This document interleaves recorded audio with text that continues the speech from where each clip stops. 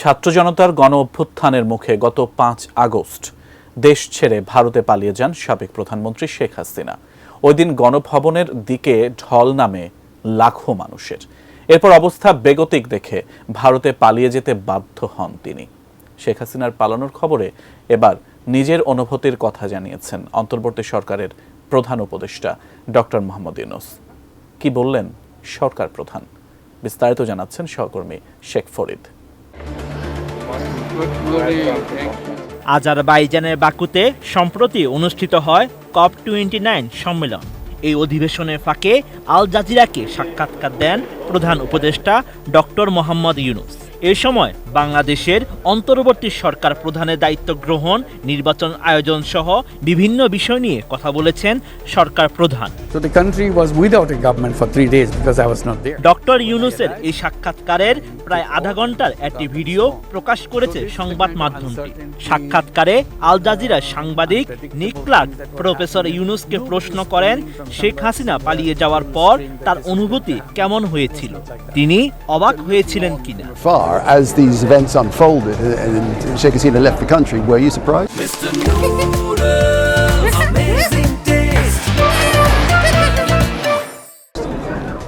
জবাবে ইউনূস বলেন, সবাই অবাক হয়েছিল, কারণ এটি খুব দ্রুত ঘটেছিল।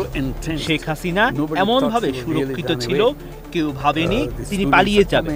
শিক্ষার্থীরা আসছে, তাদের সঙ্গে দেশের সব সাধারণ মানুষ যোগ দিয়েছে। পুরো দেশ থেকে প্রচুর মানুষ জড়ো হয়েছিল। তারা ঢাকার গণভবনের দিকে আসছিল। এমন পরিস্থিতির জন্য তারা প্রস্তুত ছিল না। কেউ বুঝতে পারেনি এমনটি হবে, কারণ তার বিরুদ্ধে ছিল পুরো দেশ। Everybody was surprised because this was so sudden. She was so entrenched. Nobody thought she would really run away. The students are coming. People are joined by the students are joined by all the people in the country. There was a massive amount of mobilization from all over the country moving towards Dhaka and moving to her house. So that was something unheard of, this was unplanned for, and nobody knew that this will happen. The expectation was something will happen because the whole country is against her. But it happened.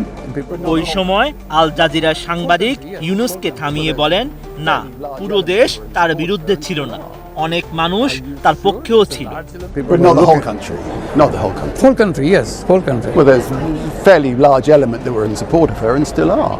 জবাবে doctor Yunus বলেন, অবশ্যই পুরো দেশ তার বিরুদ্ধে ছিল। পাল্টা প্রশ্ন ছুড়ে দেন তিনি, জানতে চান আপনি কি নিশ্চিত তার পক্ষে অনেক মানুষ ছিল? যদিও থাকে, তাদের সংখ্যা খুবই কম, কিন্তু তাদের ছিল অনেক ক্ষমতা। এইভাবেই কিছু অল্প সংখ্যক মানুষকে নিয়ে তারা দেশ শাসন করেছে।